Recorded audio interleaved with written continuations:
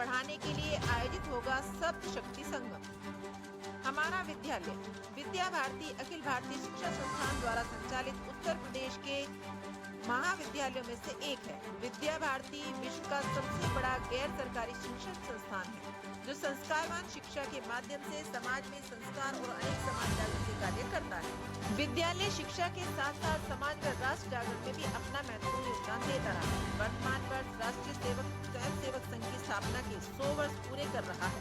इसी उपलक्ष्य में समाज की माता बहनों के विद्यालय में दिनांक 22 नवंबर 2025 को सप्त शक्ति संगम का आयोजन होगा। इस सप्त शक्ति कार्यक्रम को सफल बनाने के लिए तथा सभी माता बहनों को राष्ट्रीय पृष्ठभूमि से अवगत कराने के लिए दिनांक 21/11/2025 को एक पत्रकार वार्ता आयोजित की गई। बहनों से इस कार्यक्रम में प्रतिभाग करने का आह्वान किया गया। सप्त शक्ति कार्यक्रम की श्रीमती वंदना वर्मा जी ने बताया कि यह संपूर्ण कार्यक्रम विद्यालय स्तर पर किया जा रहा है। पढ़ने वाले भैया बहनों की माताओं के साथ परिवार प्रबोधन के उद्देश्य से वार्ता करना है। श्री शिव कुमार शर्मा जी, विद्या भारती क्षेत्रीय शिक्षु वाटिका प्रमुख, श्रीमती सुपर जी, श्रीमती राजबाला जी, श्रीमती वंदना शर्मा जी उपस्थित रहे।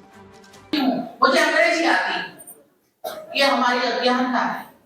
भाषा तो भाषा ही होती है, हिंदी में बोलो, बच्चे भले इंग्लिश में पढ़े, कोई दिक्कत नहीं।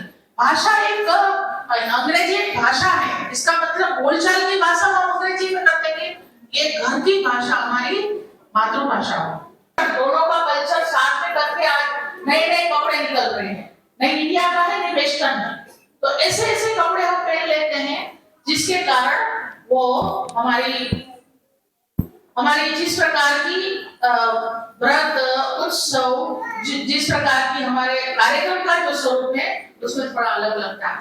तो हम ऐसा विचार कर सकते हैं, कम से कम हमारे व्रत त्योहार में हम भारतीय वेश पहनेंगे। पुरुष जो भी है और महिला है तो साड़ी और जो भी सामान्य महिला का वेश होता है।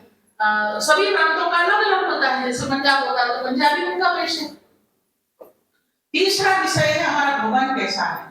हमारा भवन संस्कारक्षम है, विचार करिए तो वातावरण कैसा है, उसकी सज्जा कैसी है, उसका व्यवहार में हम क्या क्या करते हैं, उसके बारे में भी हमको सोचना पड़ेगा। क्योंकि आजकल हमारे भवन भी ऐसे हो गए हैं कि अधिकतर बहुत बड़े बड़े भवन बनाते हैं, बहुत 2 या 3 कमरे का उपयोग होता है। और कभी कभी ऐसा चित्र रखना चाहिए, हम लोग कोई मॉडल का भी चित्र रख देते हैं, कुछ भी रख देते हैं, कुछ भगवान के भी चित्र चाहिए। पहले के जमाने में आपको मालूम होगा, मुझे तो थे अपने माता पिता दादा दादी के चित्र रखते थे, आज बंद हो गया, कोई रखता ही नहीं है, क्योंकि अब एक ओल्ड फैशन हो गई। वो इसलिए रखा जाता है कि वो बच्चा याद रखता है भवन कैसा है, वास्तु के अनुरूप हमारा बेड है क्या, वास्तु के अनुसार हमारा किचन है क्या, वास्तु के हिसाब से हमारा एक छोटा सा तुलसी का क्यारा है क्या, किचन गार्डन है क्या। तो इस प्रकार से हम लोग हमारे भवन के बारे में विचार करेंगे। चौथा विषय है भजन। भजन माने हमारे घर का धार्मिक आध्यात्मिक वातावरण बच्चों के विकास में बहुत महत्वपूर्ण है। अगर बच्चों को संस्कार देना है, अच्छी शिक्षा देना है, बच्चों को एकाग्र करना है, तो अध्यात्म से अच्छा कोई विषय हो ही नहीं सकता। हमारे देश की पहचान है अध्यात्मनिष्ठ विचार। तो हम आध्यात्मिक देश में रहते हैं, तो हमारे घर में जो जिसकी श्रद्धा हो उस हिसाब से हमारा भजन का कार्यक्रम सप्ताह में 1 बार कम से कम हम कभी कभी अपने बच्चों को भी बिठाए कि चलो आपको नहीं आता है, आप मेरे साथ बैठो। इसी प्रकार से आगे आता है भ्रमण। भ्रमण माने क्या हुआ, हम बच्चों को कहाँ ले जा सकते हैं घूमने के लिए, सिखाने के लिए। कोई प्राचीन मंदिर ले गए, लेकिन अच्छी जगह पर ले जाना, उनके साथ समय बिताना, कुल मिलाकर बच्चों के साथ समय बिताना, उसके साथ संवाद करना, ये सबसे महत्वपूर्ण है।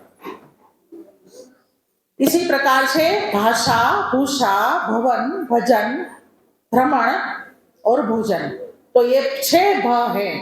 ये 6 भ को हमको ठीक करना है, उसमें भारतीय दृष्टिकोण लाना है। तो मुझे लगता है कि बहुत हम कुछ ना कुछ कर पाएंगे। स्वतंत्र पत्रकारिता की आर्थिक सहायता के लिए इस QR कोड या मोबाइल नंबर का प्रयोग करें।